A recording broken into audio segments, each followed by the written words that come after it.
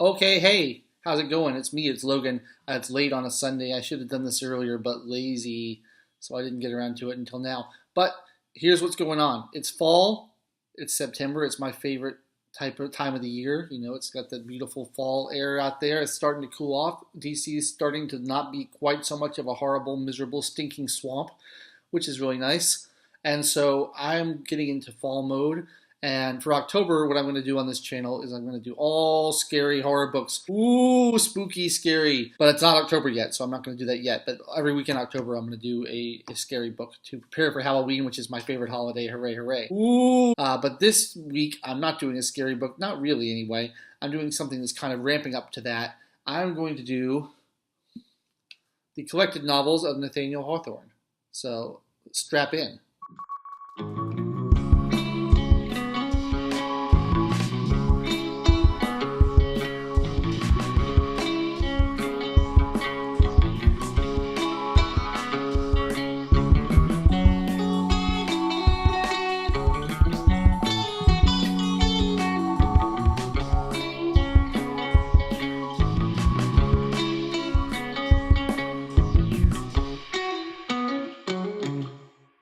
All right, Nathaniel Hawthorne, collected novels. This is, of course, my Library of America edition. They have two volumes dedicated to Hawthorne, one to stories and one to novels. This is the one to novels. Look at this sumptuous red cloth binding with the little gold there. Isn't that pretty? It's got a little cloth ribbon bookmark in there. And it's got, let's see, you got 5 novels in here. And I'm going to just do one on the whole volume rather than do a video on each individual novel because, some of them aren't that interesting. Some of them are really good, though. So we'll talk about them in order. The first novel is called Fanshawe, and it's an early work of his. And it's not that well regarded by critics, but I actually really like it. I think Fanshawe is a lot of fun. It's not heavyweight literature or anything, but it's a great adventure story. It's very old-fashioned feeling. It's kind of got a lot of Shakespearean twists and turns in it. Ooh, what a twist! Mistaken identities type things going on. So it's a pretty fun novel, and it's pretty short. It's a novella, like 150 pages or something like that. I really enjoyed it. I thought it was a lot of fun. Now, the thing about Nathaniel Hawthorne is he's one of those great old New England writers from America. He grew up in, I think, Massachusetts, and all of his writing kind of takes place there, and he's got this real old world feeling. The thing about New England, if you haven't been there, is it's really old. It's the oldest part of America, and it really kind of feels slightly European, but not quite. And there's a little spookiness about it, and all the old churches and the puritanical influences there and all the old graveyards, and there's just this kind of spooky feeling about it.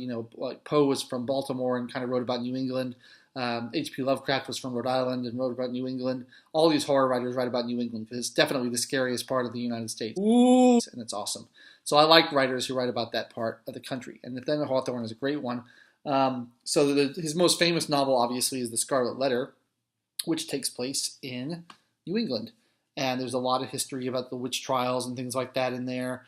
And it's primarily about someone who's accused of adultery and has to wear a scarlet letter. And it's about public humiliation, and it's about shaming, and it's about vigilante justice and women's rights and all these complicated things. And a lot of people find it really boring because of all the social issues and the allegory that goes into it. But it's also got a good deal of just kind of spookiness to it. Like, it's not overt, it's not horror for sure, but there's a little bit of just New England spookiness to it that I really like. There's the old man of the forest who's representing the devil, who shows up in it at one point. The black man of the forest, I think he's called. And you've got the heroine Hester Prynne, who's a pretty good character, and there's a lot going on there. And I don't think it's a dull book at all. I think it's a lot of fun. But my one beef with Hawthorne is his love of allegory. I'm not a big fan of allegory. I like to say what you mean. And he likes to use allegory a lot, but there's a lot of good plotting and very kind of atmospheric writing in there, in his descriptions and everything. So I like that book. I think The Scarlet Letter is pretty good. Next up is The House of the Seven Gables, and this is his spookiest book. This one is about its mansion in New England with 7 gables that was in the property of a supposed warlock named Matthew Mall, and it's all about kind of the history of the house, and there's a curse supposedly put on it by people having their property wrongfully stolen from them. And there's a lot of that kind of old family dynamic, a little bit like the fall of the House of Usher and Poe. These old New England families fighting over property and lost wills and curses and all that kind of stuff. And I think it's not heavy on plot. It's very atmospheric. but I like it. I think it's a pretty good book, and it's got a lot more of that kind of witchcraft and wizardry in it. That it's not overt, but it's kind of lying under the surface of the whole thing. So I got to get my hand up to camera level to show you lying under the surface of the whole thing. Now the last two, we have the Blithedale romance, which is about it's sort of like one of those John Harvey Kellogg health colonies, like combined with like a socialist utopia. Basically, these new forward-thinking people have tried to found this socialist paradise in this little community, and they're going to have healthy things, and everyone's going to be perfect. And obviously, it doesn't go as well as they had hoped. And there's a lot of romancing going on, and people hating each other and getting divorced, or not divorced, but breaking up and going back and forth. And it's kind of an interesting setting. I found the setting interesting about the whole socialist colony and the health and everything, but kind of the scientism of the age that was coming into fashion, saying we can use science to create a more perfect society, which obviously doesn't work.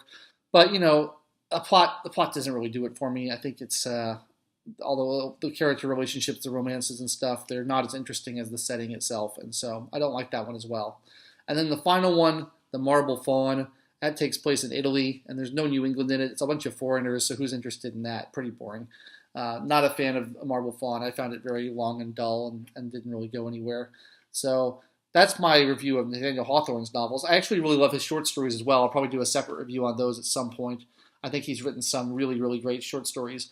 But as for his novels, it's a mixed bag. Some of them are not so good. The later ones I don't like nearly as much. But Fanshawe is a great read. Scarlet Letter is a classic that everyone should read just because it's so often referenced, and I think it's a pretty good plot, pretty good story. But Hawthorne, I think, is a great American writer, and he was one of these early guys who established the American literary tradition.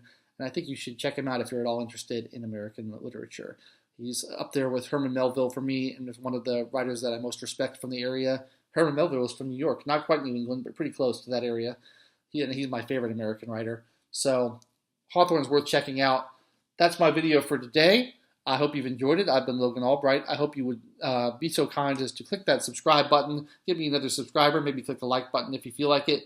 And if you want to comment down below, I always read the comments, so I'd be happy to respond to you.